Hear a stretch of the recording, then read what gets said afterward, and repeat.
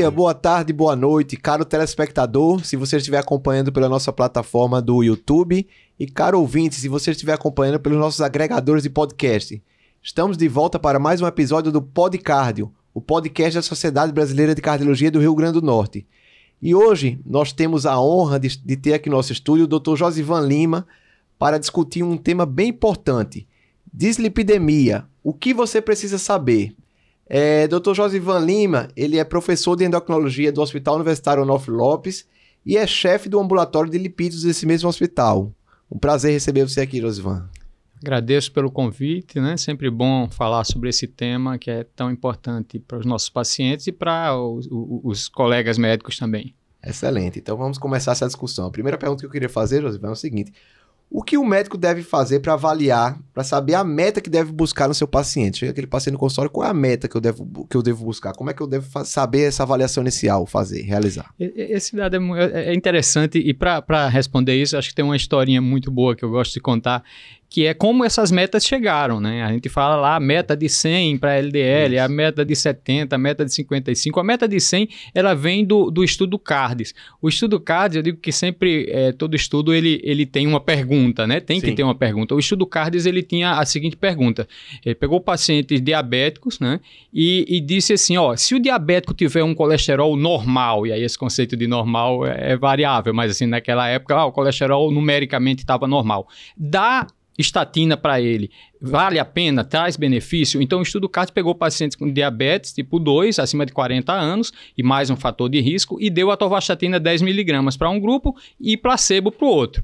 Como o colesterol estava normal, né, não foi antiético dar o placebo. O estudo era para durar 5 anos, com 3 anos acabou, porque quem estava tomando 10 mg de atorvastatina já estava tendo menos evento e ficou com 96 de LDL. Aí vem a meta do LDL abaixo de 100. Abaixo de 100. Né? Depois disso, a pergunta seguinte foi no estudo TNT, Treating to New Targets. Ele disse assim, abaixo de 100 qualquer valor ou quanto mais baixo melhor? E aí já pegou pacientes de prevenção secundária e ele deu 10 mg para um grupo e 80 mg para outro grupo de atorvastatina também. Obviamente que o de 80 mg baixou mais, ficou em torno de 75, 76 de LDL e teve menos evento. E aí vem a meta do menor que 70. Depois disso vem o Improved, que pegou pacientes usando simvastatina ou usando simvastatina mais ezetimiba em prevenção secundária. E o grupo que usou simvastatina mais ezetimiba ficou com 53 de LDL. E aí vem novamente a meta do 55 ou 50, né? O americano ele coloca 55 porque ele vai para que como deu 53, né? O brasileiro não, já colocou abaixo de 50. Então essas são as metas. A gente ainda poderia falar no inibidor de PCSK9 que baixa mais ainda. 30% dos pacientes usando inibidor de PCSK9 ficou com LDL abaixo de 30. E aí assim, hoje o que eu falo para os meus pacientes quando ele chega tomando a medicação e o LDL está baixo, né? E eu digo assim, olha, se o LDL ficar abaixo de 70, a placa não vai aumentar. E se tiver abaixo de 55, a placa vai começar a reduzir. Tem alguns estudos mostrando essa redução de placa que a gente achava que não existia. Então, quer dizer, qual a meta que a gente vai usar? O especialista, e se a gente está falando para especialista, ele bate o olho no paciente e sabe se ele vai deixar em 70, ou em 55, ou em 100, né? O que não é especialista, eu sugiro que use as calculadoras, né? Porque as calculadoras, aí, como tem várias, escolha um e use aquela, né? Não tem uma melhor que outra. E aí ela vai recomendar essa meta, né? Mas 100, 70, 55 se for americana, a meta americana, 50. Ou 50 se for brasileira. Excelente. E uma dúvida que eu percebo que muitas pessoas têm, naquele paciente que chega no consultório, que ele chega a estar com LDL fora da meta, e também que está com um aumento importante de triglicerídeos. Como manejar? Você tenta tratar especificamente uma dessas alterações, abordar as duas ao mesmo tempo? Ótima pergunta. E aí eu já aproveito para dizer o seguinte. Foca no LDL. Se a gente está pensando em doença cardiovascular, o foco é LDL. Porque o triglicerídeo, muitas vezes, você tira o foco. Se você pega um paciente, no canso de pegar paciente com 300, 350 de triglicerídeo, e em vez de estar tomando uma estatina, está tomando um fibrato. Sim. Quando, na verdade, o fibrato não vai reduzir evento cardiovascular e com 300 ele não vai ter pancreatite. Então, basicamente, se o triglicerídeo está alto, acima de... Pela diretriz brasileira, acima de 500, mas eu diria que o risco de pancreatite é acima de 1.000, né? Você vai fazer fibrato para diminuir risco de pancreatite. Agora, se não está nesse risco de pancreatite, o risco ainda continua sendo de doença cardiovascular. Então, focar na estatina. Aí você pode perguntar, sim, e se ele já está usando estatina, vale a pena, então, colocar agora o fibrato? Os estudos que a gente tem atualmente não conseguiram comprovar isso, né? O mais recente saiu há 3 semanas, que foi com o Prominente, né? Com pemafibrato, mostrou que não houve uma redução de evento cardiovascular num grupo que a gente achava que ia haver, que era o grupo que está usando estatina e que tinha um HDL baixo e um triglicerídeo acima de 200. Então, ele pegou esse grupo, deu o pemafibrato e continuou com a estatina, mas não houve redução de evento cardiovascular. Foi publicado na New England, a gente submeteu agora uma carta, exatamente fazendo alguns comentários sobre esse estudo, baseado em alguns pontos. Primeiro, então, fibrato está morto para doença cardiovascular, baseado nesse estudo. A gente acha que não, né? Por quê? Porque se o paciente for intolerante à estatina, será que você vai poder usar o fibrato? Porque tem estudo, o VAHIT, o Helsinki com gemfibrosil, o bezafibrato no BIP, reduziu o evento cardiovascular. Então, a gente não consegue usar fibrato para reduzir evento no que já está usando estatina. Mas se for intolerante à estatina, será que a gente pode usar? Primeiro ponto. Segundo ponto, o estudo foi com pemafibrato. A gente não tem esse fibrato aqui. Os outros estudos que mostraram redução ou foram com gemfibrosil ou com o bezafibrato. Nem com o fenofibrato conseguiu mostrar, né? Então, será que se a gente repetisse o estudo com um desses outros fibratos, a gente iria trazer benefício? E o terceiro ponto, o benefício do fibrato teórico, né? Para existir reduzindo o evento cardiovascular, ele tem que baixar a apoproteína B. Sim. Então, se a gente lembrar, VLDL, via endógena, produz VLDL, sofre ação da lipase, doa triglicerídeo para o HDL e recebe esta de colesterol, se transforma em IDL. Doa triglicerídeo para o HDL e recebe mais esta de colesterol e se transforma em LDL. E o LDL, o VLDL nasce com a apoproteína B em sua superfície. Então, na minha cabeça, para um fibrato reduzir evento cardiovascular, ele vai ter que reduzir a ApoB, né? No estudo prominente com pemafibrato, a ApoB aumentou 4%. Então, quer dizer, será que se eu uso um outro fibrato e doso a ApoB antes de começar e acompanho e a ApoB está reduzindo, será que não vai trazer benefício? Também não existe essa resposta. É uma excelente questão mesmo a ser feito. Outra coisa, qual é o papel do HDL nos dias atuais? Aquele paciente que chega no consultório que está com um LDL normal, está com triglicerídeo normal, mas vem com HDL baixo. Você faz alguma coisa?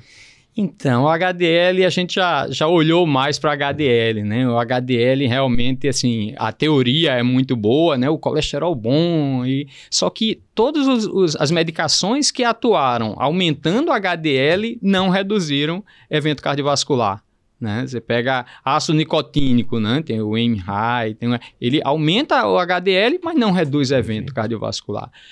Você pega os inibidores de CETP, que era uma classe que nem chegou a ser comercializada, aumentava 70%, 80% de HDL, não aumentou, não diminuiu evento cardiovascular. Você pega o próprio fibrato, né, que baixando o triglicerídeo aumenta a HDL, também não conseguiu mostrar. Então, hoje eu tenho, assim, na minha prática, que ter HDL alto é bom e é um fator de risco protetor.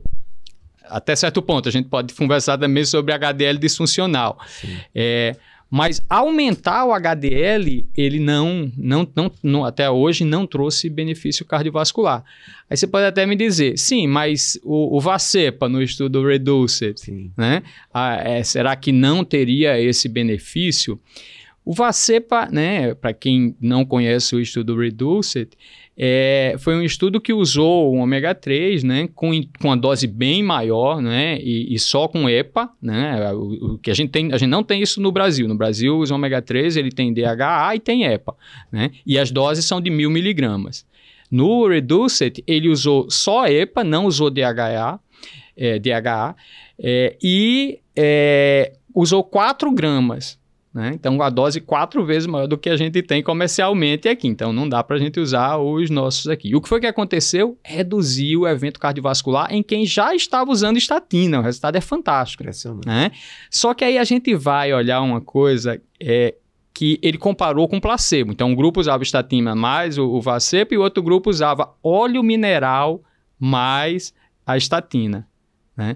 E se você vai olhar, tem que olhar com atenção esse estudo, porque nos dados publicados na revista normal não vai ter, só na tabela suplementar. Então você tem que ir na página da New England e pegar a tabela suplementar. Quando você vai olhar o LDL no grupo do óleo mineral aumenta.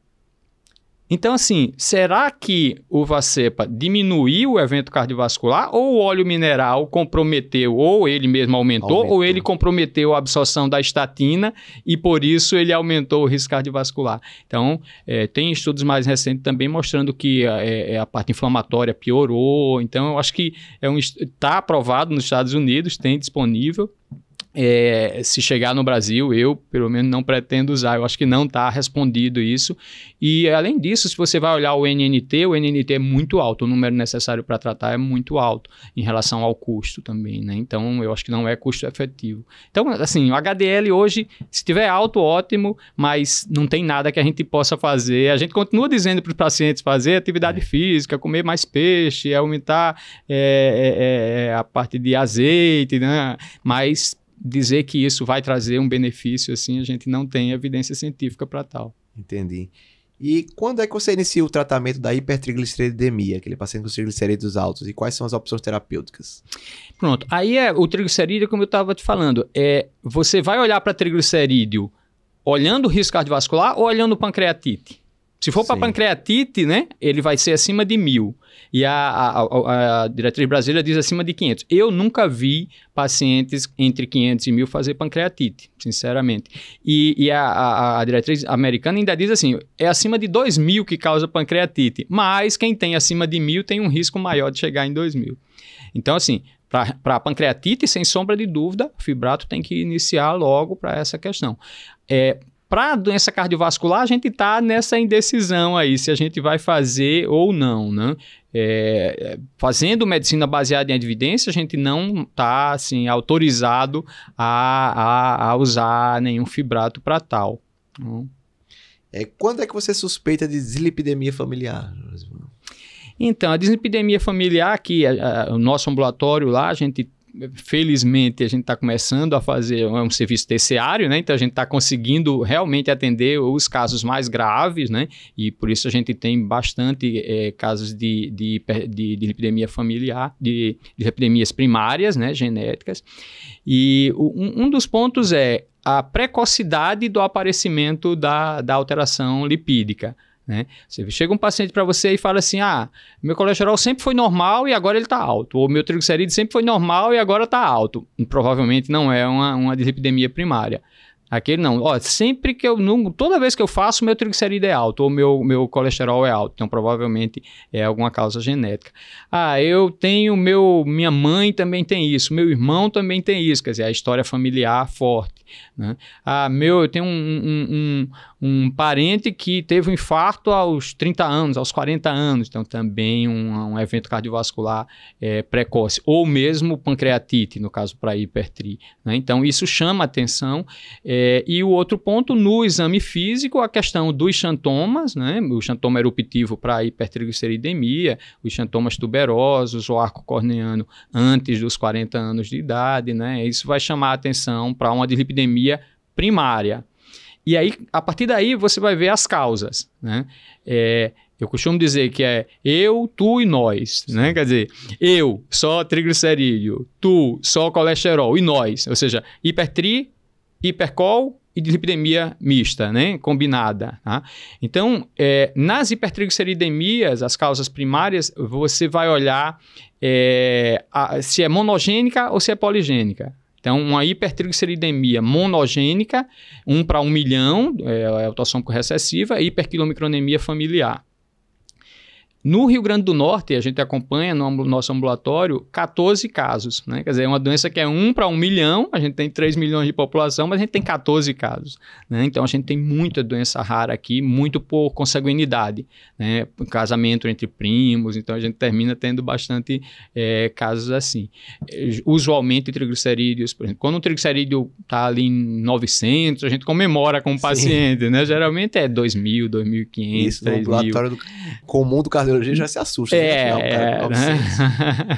Então lá quando está 900 a gente dá os parabéns. Então são mutações, a mais frequente é na lipase lipoproteica, né? Mas pode ser no fator de maturação da lipase. A gente tem casos aqui na GPI HBP1, que é a proteína que coloca a lipase para dentro do capilar, para degradar o triglicerídeo, né?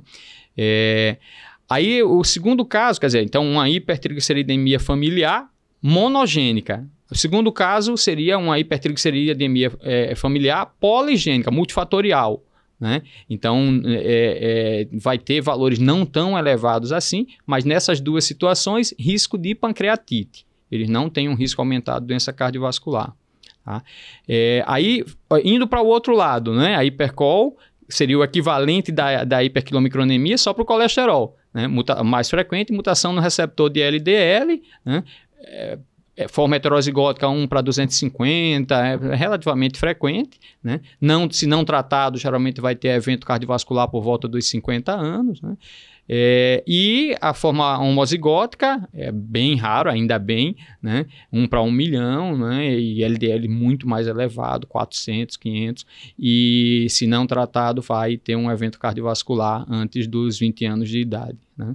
E também, então, fazendo a analogia, hipertrigliceridemia, hiperquilomicronemia monogênica, né? E hipercolesterolemia familiar monogênica também, né? Aí, hipertrigliceridemia multifatorial, poligênica, e a hipercolesterolemia poligênica também, né? Geralmente por alteração de ApoB ou ApoE, né? Mas poligênica, valores não tão elevados de LL, porém elevados também. E aí a gente vai para as dislipidemias combinadas, né? Quer dizer, que o triglicerídeo e o colesterol estão elevados conjuntamente. Aí, o mesmo raciocínio, né? Monogênica, disbeta-lipoproteinemia, ou chamada também doença dos remanescentes. Então, lembra que eu falei, VLDL, à medida que vai recebendo extra de colesterol e perdendo o triglicerídeo, se transforma em IDL e depois em LDL. O IDL, ele é chamado o remanescente, né, do VLDL. Daí, a disbeta-lipoproteinemia ser chamada doença dos remanescentes. A mutação é em quê? É na ApoE. O que é que a ApoE faz? O receptor de LDL, ele é um receptor BE. Sim. Ou seja, para que ele capte alguma lipoproteína, na superfície da lipoproteína tem que ter ApoB e ou ApoE. Como o LDL tem ApoB, ele capta LDL, né? O IDL, ele precisa de ApoB e ApoE para ser captado. Então, quando acontece uma mutação na ApoE, o LDL ainda consegue ser captado, sim, porque ele tem ApoB, mas o IDL não. Então, ele vai acumular no sangue e ele vai causar aterogênese também. Então, para algum residente aí que estiver assistindo, assim, causas de aterogênese com LDL normal, digamos assim, né? Então, uma delas vai ser a disbeta, né? Porque é pelo IDL, é pelo remanescente. Como ele é uma molécula maior, né, que o LDL, ele tende a pegar artérias maiores. Então, ele vai ter mais doença arterial periférica, por exemplo, do que no HF, né, na hipercolesterolemia familiar. E a outra, né, seguindo, então a gente, monogênica seria da disbeta. O xantoma também, para a prova, cai bastante, que é o xantoma palmar, que é característico dele, da disbeta, né? E outro dado também, outro detalhe bom para a prova, né, é que a ApoB, ela está elevada, ela é considerada uma apoproteína de aterogênese, né? Então, quando tem aterogênese, a ApoB está alta. Porém, na disbeta, ela vai estar normal ou baixa. Por quê? Porque ela está na superfície do LDL e o LDL está sendo captado. Sim. Entendeu? Então, é uma das coisas que pode fazer. Não tem pesquisa de mutação da ApoE. Não, como é que está a ApoB? Eu esperaria que ela tivesse alta, porque o paciente é de prevenção secundária, está tendo evento. Aí você dosa a ApoB, ela está normal ou baixa, né? Tá ali. A ApoB a gente vai considerar aí em torno de... O que você considerar de meta para LDL, você coloca mais ou menos 30, e é mais ou menos a meta da ApoB. Então, você vai considerar 50, então você esperaria um LDL, um ApoB aí de 80. Né? Então, dá para ter fazer um cálculo mais ou menos assim. 30 mais. E a última, né, que seria a dislipidemia familiar combinada, que você teria as duas elevadas. Né? Legal. A gente está falando muito de risco cardiovascular, né? E como é que identificar o paciente com um risco muito alto cardiovascular? Hoje eu coloco o paciente, como eu faço endócrino, né? Então o meu dia a dia é diabético, né? Então eu coloco o paciente de risco muito alto, é o diabético de prevenção secundária. Esse é o clássico, assim, porque o diabético por si só, ele já é alto risco. Exatamente. Mas se ele já teve o primeiro evento, né? A chance dele ter um segundo evento, tem um estudo do Hafner, que é um epidemiologista lá do Texas, que ele colocou em 7 anos, um diabético que já teve um evento prévio, ele tem 45% de ter um segundo evento. Quer dizer, é um risco, praticamente um em cada 2 vai ter um novo evento. Né? Então, para mim, esse é o paciente de muito alto risco. Né? Obviamente que você vai ter outros. Todos os pacientes com HF, eles são teoricamente de alto risco, né? E se for HF homozigótico, né? Hipercolesterolemia familiar homozigótica, esse é altíssimo risco. E naquele paciente que chega para você no consultório de muito alto risco cardiovascular com LDL de 70, você busca reduzir 50%, como manda alguns guidelines, chegar a 35% essa meta, ou com 55% você já está satisfeito? Muito boa essa pergunta. E aí vem assim, como é que ele é muito alto risco e o LDL dele está em 70, né? Como foi que ele chegou a muito alto risco? E aí a pergunta é exatamente... Quem foi que fez a heterogênese desse paciente, já que o LDL dele está em 70, né? E eu atendi um paciente essa semana que ele é diabético, tudo certinho, assim, a glicada 6,5, a pressão controlada, tudo controlado. E aí ele chega, já depois da pandemia, não tinha vindo mais, chegou agora com stent. Eu digo, como você colocou um stent? Seu LDL sempre foi 60, quem é que fez essa placa? Né? Aí pedi um Doppler arterial do membro inferior, placa também. Né? Aí pedi lipoproteína Azinho, a gente chama o lipoproteína Azinho para diferenciar da apoproteína A, que é a apoproteína do HDL, que quanto mais alto, melhor. Né? E a lipoproteína Azinho, aí para a gente gravar, é a irmã gêmea do LDL. Tá? Então, ela tem a homologia molecular com o LDL e uma proteína A na superfície. Então, ela é tão heterogênica quanto o LDL. Então, sempre que você pega um paciente que o LDL não está batendo, o LDL é muito bom e ele tem muita heterogênese, ou é uma disbeta, porque o LDL vai estar normal, pelo remanescente, ou pela lipoproteínazinho. Solicitei para esse paciente. O normal, ele é determinado geneticamente, você só precisa pedir uma vez. Se for normal, ele não vai subir, né? Não precisa ficar pedindo toda vez. Veio 170, o normal até 30. Né? Então, assim, uma lipoproteínazinho muito alta e provavelmente isso que estava causando a heterogênese dele, né? Aí, assim, o que fazer agora? Porque não tem remédio para baixar a lipoproteínazinho. As estatinas geralmente não vão diminuir. Inibidor de PCSK9 pode diminuir alguma coisa, ácido nicotínico pode diminuir alguma coisa, mas é um caso mais difícil, né? E só para fechar, a tríade aí de heterogênese com LDL normal, citaria ainda a citoesterolemia, né, que é exatamente o colesterol de plantas, né, uma alteração, uma mutação que leva a um aumento na captação intestinal. Né? E aí ele não faz pelo LDL, sim pelo citosterol. Né?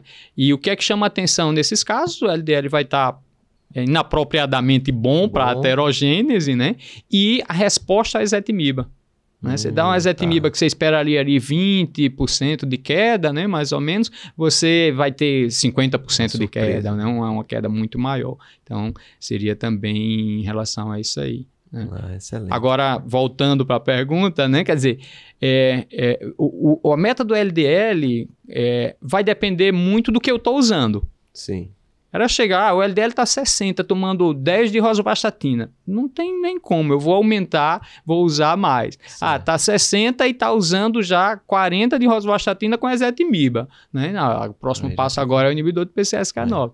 Então, quanto mais baixo, melhor. Então, se eu tenho uma arma ainda para baixar, ele vai baixar, mesmo estando 70, mesmo... Né? Eu tenho outra paciente, uma médica também, que ela, score de cálcio, ela tinha em torno disso, meu LDL é 70 e pouco, tomando 10 miligramas e com score de cálcio lá em cima.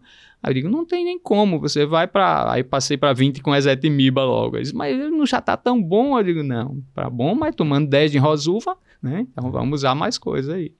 Excelente. Outra questão que eu queria abordar aqui é uma coisa que a gente pega muito comum, deve chegar para vocês endócrinos e para a gente cardio, que é aquele paciente que começou a usar estatina e às vezes por conta própria ou até por orientação de um médico não especialista, ele atingiu a meta e o médico vai e suspende a estatina. E aí, a partir do momento que começou a estatina, é pro resto da vida? Eu digo sempre para os alunos lá na faculdade, eu digo, ó, quem para a estatina não precisava ter iniciado estatina. Né? Quer dizer, se você fez a avaliação inicial, considerou mudança de estilo de vida, que você vai ter uma expectativa aí de uma redução de 20%, não mais que isso, dieta e exercício, né? E não chegou naquele alvo que você queria, aí você, não, então agora eu vou usar uma estatina.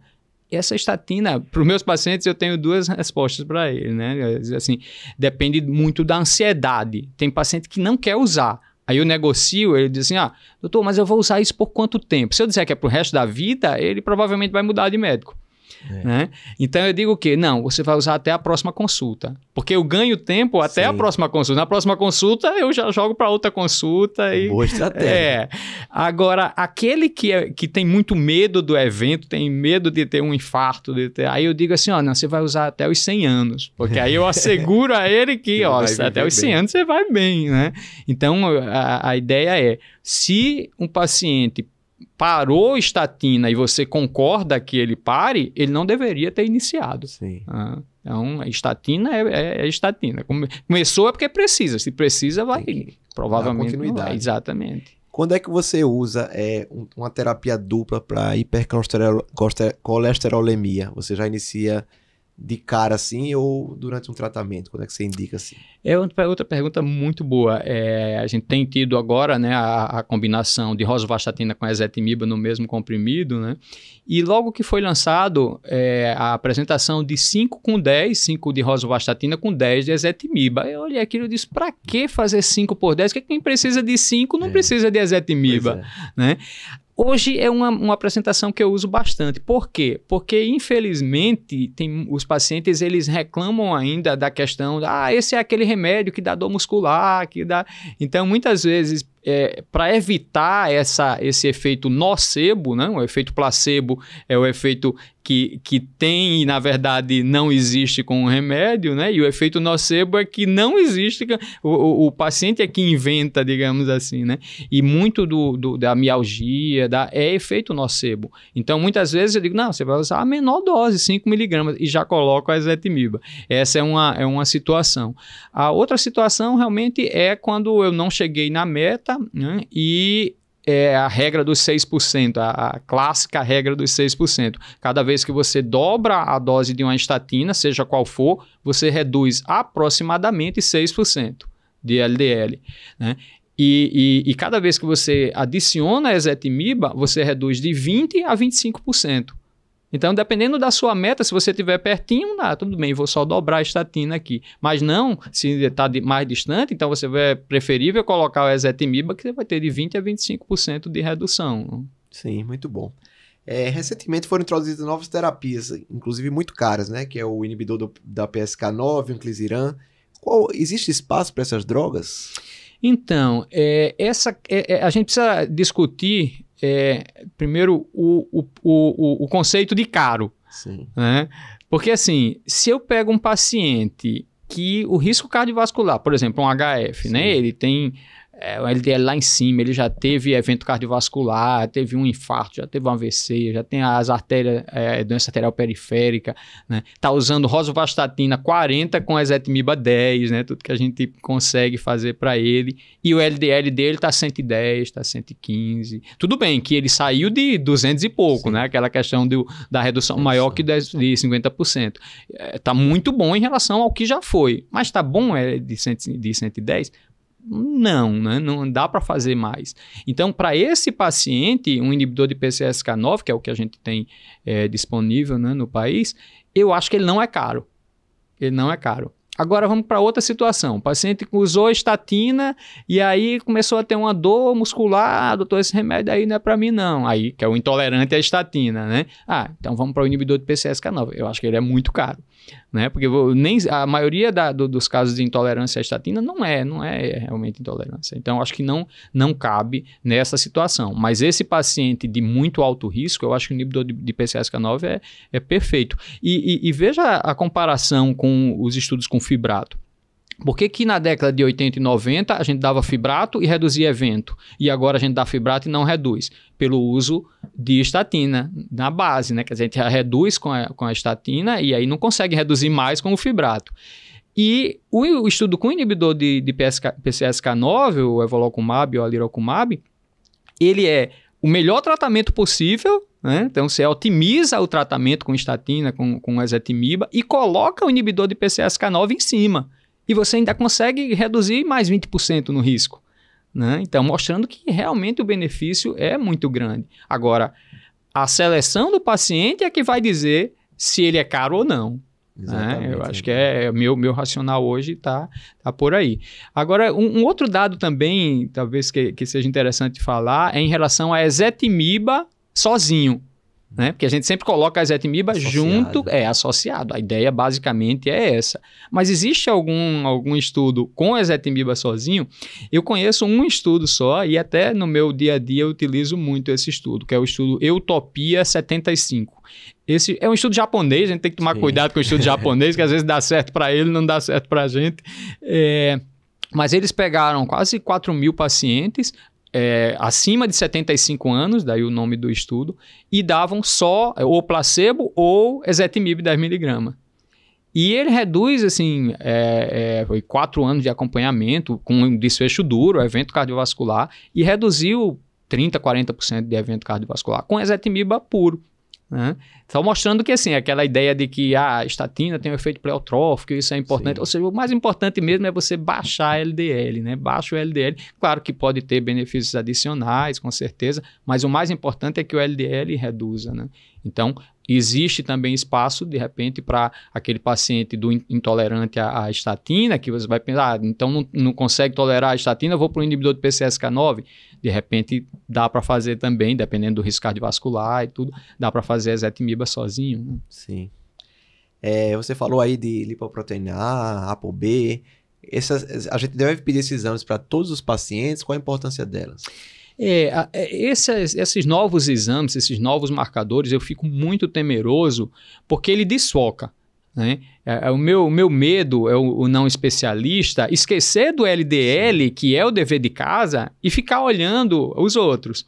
Né? Então lembra, o dever de casa é colocar o LDL na meta. Né? É o que a gente tem mais evidência, é o que a gente vai trazer benefício cardiovascular para o paciente. Agora, se você colocar o paciente na meta, você reduz 40% e ainda fica 60% de risco residual. Então aí é onde entram os outros exames, para você reduzir o risco residual. A lipoproteínazinho, sempre que, não vai fazer em todo mundo, mas sempre que você achar desproporcional a heterogênese do paciente com o valor de LDL. Aí vale a pena ver lipoproteínazinho. A apoproteína B, quando você colocou o paciente na meta do LDL e você quer reduzir risco residual, aí você vai ver, por exemplo, ele está tomando 20 de Rosuva. Aí está no LDL na meta. Aí vocês, mas vale a pena ir para 40? Vou ver como está a ApoB. A ApoB não está na meta ainda, vou para 40. Né? Então, você já fez o dever de casa com o LDL. Se nem o LDL está na meta, por que você vai olhar outro parâmetro ainda? Né? Então, eu acho que ele é válido nessa situação. Então, definitivamente, e obviamente, quando você pensar na possibilidade de desbeta-lipoproteinemia, que aí a ApoB vai estar baixa. Mas em outra situação não vejo motivo para pedir. Score de cálcio e ultrassom de carotas, quando é que você pede esses exames para os seus pacientes? Pronto, o score de cálcio é também duas coisas interessantes aí, porque tem paciente assim que não quer tomar remédio, né? É incrível como a mídia assim fala mal da estatina. Não, doutor, isso aí eu não quero. Então eu uso, muitas vezes eu já sei que aquele paciente é alto risco, eu já sei que aquele paciente se beneficia, mas às vezes eu peço o score de cálcio ou o Doppler de carota para mostrar que está alterado e ele precisa do remédio. Né? É ver para crer. Exatamente. Então, é um dos pontos que eu solicito, é isso. Agora, novamente, se você está convencido que ele é alto risco, porque esses exames servem para reestratificar. Né? Eu acho que o risco é moderado. Mas será que é alto? Né? Então, aí ele reestratifica. Né? Então, eu uso ou para convencimento ou para reestratificação. Aquele que eu estou na dúvida, se eu já tiver certeza que é alto risco, eu não vou pedir. Em relação à score de cálcio, especificamente, lembra que ele não muda tão rapidamente. Às vezes a gente recebe um score de cálcio que o paciente fez há 2 anos, aí ele chega com outro score de cálcio. Não, mas foi pedido aqui, eu fiz. Não vai mudar. Então eu diria, se o score de cálcio for 0, eu repetiria com 5 anos. 5 anos. Né? Mas, e se for alterado, né? Eu já fiz porque às vezes eu chego para o paciente também e diz assim, mas meu score de cálcio estava alterado e eu estou fazendo tratamento, meu colesterol baixou, vamos fazer novamente para ver se melhorou. Não, tende a piorar. Né? Ele vai estabilizar a placa e pode calcificar mais ainda com o uso da estatina. Né? Então não é raro isso acontecer. Então, ou é 0 e vai repetir depois de 5 anos, ou é alterado, você fez o upgrade de risco, ele é alto risco e você não precisa mais repetir. Correndo o risco do paciente olhar, piorou, doutor, como é que assim? Eu estou tratando e agora está pior, não vou mais tomar esse remédio não, né? Então não tem nada a ganhar. E outra dúvida que tem bastante no consultório é aquele paciente que se iniciou estatina e ele voltou na consulta de retorno com muita mialgia. Como é que você conduz esse paciente? Você troca estatina, você suspende? Qual seria a orientação nesse caso? Esses pacientes também são relativamente frequentes, né? E aí, realmente, 5% só vai ter realmente uma intolerância à estatina, né? A maioria não vai ser. Vai ser mais aquela questão de... Tem um estudo bem interessante que eles pegaram pacientes que tinham dor, mialgia, parava a estatina, aí ele melhorava e depois ele começava um placebo. Vamos começar novamente, mas começava o placebo. E o paciente, 30%, 40%, voltava a ter dor com o placebo, porque ele pensava, vou voltar a tomar o remédio, vai voltar a doer. Né? Então, muitas vezes, não é por aí. Então, se realmente eu vejo que a CPK subiu, né? Aí é diferente. Então, aí você realmente não vai ter mais muita alteração. Você pode mudar a via, né? O citocromo P450 ou gluconidação. Basicamente, as vias são o seguinte, a mnemônica que eu coloco é SAL, né? SAL. Então, simvastatina, atorvastatina e lovastatina. Geralmente eu trabalho com essas 3, que é o citocromo P450 3A9. E as outras, né, que pitavastatina, fluvastatina e rosuvastatina. E a pravastatina não é pelo citocromo P450, nem por um nem por outro, né? Então eu tendo de mudar de um lado para o outro. Né? Se eu estou usando uma via, aí eu tento mudar para outra via. Ou vou direto para a pravastatina, que não tem metabolização pelo citocromo. E se não se é um efeito nocebo, você vai ter que conquistar o paciente. Aí o que é que eu faço? A gente vai usar a menor dose, 5 mg de Rosuva, 2 vezes na semana. Você vai usar na segunda e na sexta. Aí ele começa a usar e ele vê que não está tendo dor. Sim. Aí ele diz, agora vamos colocar um na quarta. Daqui a pouco ele está tomando a semana inteira, né? Mas eu tenho que conquistá-lo, né? Para que ele não, realmente agora eu não estou mais tendo. E isso é bem frequente, né? Bem frequente. A pitavastatina, né? Que se diz que tem menos, né? Mas assim, tem menos, mas também a potência é pior, não tem eu estudo com desfecho duro, mas é uma opção também, né? Se você já tentou outras ali, não é minha escolha logo não. Eu estou usando a Torva, eu vou para a Rosuva ou vice-versa, né? Com dose baixinha e semanal ou 2 vezes semanal. E não tem nenhuma, isso é opinião de expert, né? Não tem nenhum embasamento. É só uma estratégia de ganhar assim, a confiança do paciente novamente. E aí, 3, 6 meses ele vai estar tomando a dose completa, né? Ótimo. É uma estratégia que eu faço. Uma condição clínica que é difícil de manejar em qualquer patologia é a gestação. E aí, a gestante com dislipidemia, como é que deve ser? A gestação a gente tem que lembrar o seguinte. Primeiro, a gestação por si só vai aumentar colesterol e triglicerídeo, né? Então vai aumentar colesterol aí 50%, 25%, 50%, e como o estradiol sobe muito, o triglicerídeo vai aumentar 200%, bem mais. Então a primeira coisa é que não fica dosando colesterol, lipídios na gestação, porque vai deixar mais, assim, assustar mais do que ajudar, né? Segundo ponto, não tem nenhuma medicação, até tem, a colestiramina poderia ser usada na gestação, mas assim, não tem estudo mostrando que tem benefício, então todas as outras medicações não podem ser utilizadas, você vai ter que parar. Se não é um HF, não é hipercolesterolemia familiar, que eu acho que é o mais difícil para fazer assim, para conduzir durante a gestação, porque é um quadro mais severo, né? Os outros simplesmente você para e esquece, né? Quer dizer, vai ver. Se for uma hipertri, aí você vai ter que acompanhar. Se for uma SQF, a gente está publicando agora um artigo de uma paciente com síndrome de quilomicronemia, com mutação na lipase, que ela engravidou. E essa é interessante porque eu fiquei torcendo para fazer um diabetes gestacional. Por quê? Porque a insulina estimula a lipase. Sim. Então, se ela fizesse diabetes gestacional, eu colocava insulina para ela e ia melhorar, né? Então, mas não fez. Mas foi bem, a gente controlou, não fez pancreatite. Aí essa tem que acompanhar mesmo. Mas se tiver triglicerídeo ali de 200, 300... não vai chegar a pancreatite. Se tiver uma hipercolesterolemia que não seja um HF, não vai infartar. Não vai infartar. O grande problema é o HF de prevenção secundária. Ela já infartou e está querendo engravidar. Você tem que sentar, explicar direitinho e dizer, a gente vai deixar você descoberto, né? Como é que vamos arriscar? Vamos, eu quero muito, tá certo, vamos lá. E aí para, né? A amamentação é interessante, você pode negociar que ela não amamente para você começar logo, né? Mas a amamentação tende a melhorar, né? Porque você está produzindo leite ali, então tende a baixar um pouco em relação à gestação, mas não a nível de usar a estatina, né? Então, mas aí é outra coisa que você tem que discutir também com a paciente, né? Bem, então era isso que a gente tinha para discutir. Eu queria agradecer mais uma vez, Dr. Josivan, por essa excelente discussão aqui sobre esse tema tão importante e às vezes eu acho que é muito negligenciado. A gente nos congressos, pelo menos de cardiologia, a gente vê muita discussão de temas relevantes e a gente vê pouco de dislipidemia.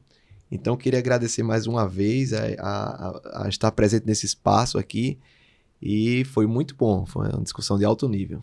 Eu que agradeço e assim é um tema extremamente palpitante, gosto demais, me empolgo e queria deixar assim a disponibilidade do nosso ambulatório, toda sexta-feira de manhã no Hospital Onofre Lopes. A gente tem na nossa equipe também um nutricionista, que aí o paciente já passa pela consulta com a gente, já passa com a nutricionista também.